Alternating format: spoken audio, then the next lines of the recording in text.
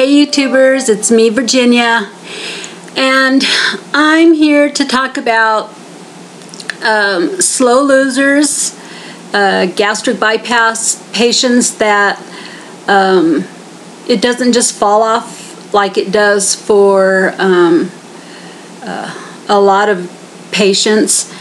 And I know there's a lot of us out there, so I thought it would be good that since I'm 2.5 years out officially this month, that I would come in and talk about some of the things that I've experienced that maybe you're going through. First of all, I only had, and I say only because if you've been involved with the weight loss surgery group for any length of time, you'll know I believe the average is about 350 pounds what people start out their journey with, about. And I'm 5'2", and I weighed 200. My highest weight, recorded weight, was 236. So I would really venture to say that at one point I probably hit the 250 mark. So when I went for the consultation, I was pre-diabetic. I also had sleep apnea. I'd been sleeping with the sleep apnea CPAP machine for quite some time. So that right there and my BMI threw me into where I was approved. But when I finally went into surgery, I think I was just about 207 pounds, because you know how you lose that little bit of weight during the process of thinking about having it done and getting approved for it and actually having it done. So there's usually quite a bit of weight loss there for most of us. So I was about 207 pounds when I went into surgery. And then from that point, my dog coming in, from that point, I had some complications that I thought it was a lap band surgery is what I had. And I had thought I was having some complications due to the lap band, so we removed the lap band and revised my surgery, my weight loss surgeries to Roux-en-Y, R&Y. And from that point on, I lost from, well, I'm sorry, let me back up. With the lap band, I lost about 34 pounds, 35 pounds. And that was probably in the first 5 or 6 months of having it. And again, that's not a whole lot of weight. Most people that have had the lap band or R&Y surgery or whatever kind of surgery, they usually lose a good 50, 60 pounds, 70 pounds within the first 6 months. But I was only at 35, and I was following all the rules, and even eating a lot less than I could because of the issues that I was having.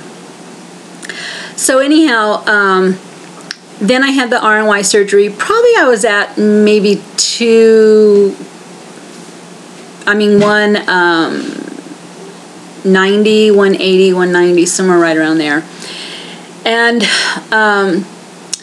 then last year, January, this past January, was the lowest I ever got, was 153. So that is following all the rules, exercising as much as I possibly could. And it was very slow. And I know there's a lot of people out there that it doesn't just fall off. There are some good points to your weight coming off a lot slower. You don't have as much skin issues. And I do have, you know, those arms, but you can see it's not just skin. There's still quite a bit of flesh in there. So it doesn't really bother me as much as it probably bothers someone who just has, you know, straight skin, because you can't even really pull it over. It's really thick.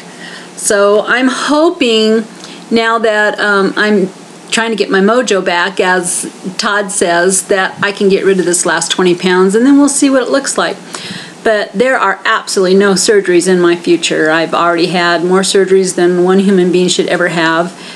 And so no, I'll just deal with any skin that ends up hanging.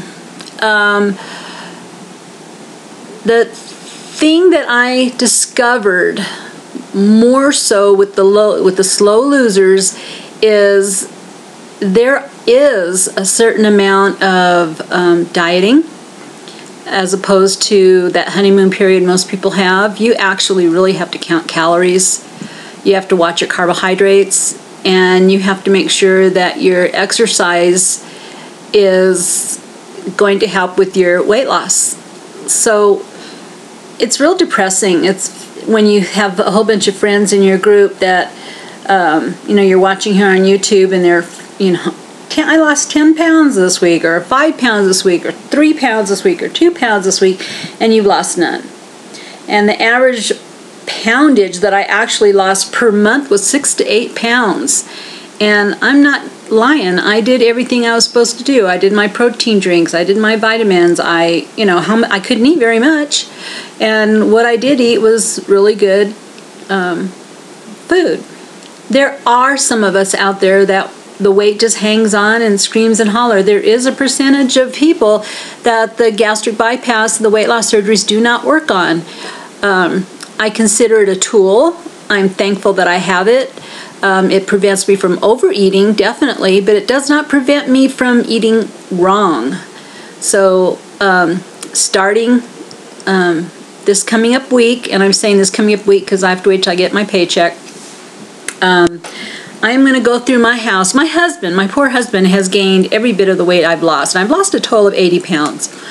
And I had to kick, fight, scream, and holler for those 80 pounds. But it's possible, and you can do it too. Like I said, my husband has gained just about every pound I lost, and I feel so badly for him. And he has a lot more eating disorder issues than I had. So what I'm going to do, and I'm going to try and document it as much as I can, is I'm going to put us on a very strict low carbohydrate diet. And in order for me to do this successfully, I'm going to go through my entire cabinet's refrigerator, and I'm getting rid of everything that is not vegetable. And as you know, vegetables don't last that long in the refrigerator, so I'll probably have a very clean refrigerator. My baking videos, I've had so much problems with the editing and my computer and everything. I apologize. I'm just going to put that off for a while and focus on the important things, and that's getting this last 20 pounds off. I really, really want to go to the Las Vegas meet and greet next year. Also in October, I've got some old school friends that are going to be meeting in Las Vegas. I'm only 2 hours away, so I really want to go. And I'd really like to see how much weight I can get off before that October date. And then, of course, next year, I really want to be one of those people that says, I'm at goal. I don't know what that feels like. Even at my thinnest, and when I was younger, I still had 20 pounds to lose. Always 20 pounds to lose. And you catch yourself saying, well, it's only 20 pounds. It's a lot better than 250. And you start slacking and not being as strict with yourself, and the weight can come back on. I weighed myself on the Wii yesterday, and it said I'd gained 2 pounds since the last time I'd weighed, so I was very upset about that. I am going to make a series of videos to tell you and share with you what a 2.5-year out RNY patient will do to get her mojo back, and I hope that I'll have some people following me. We could hold each other's hands. Also,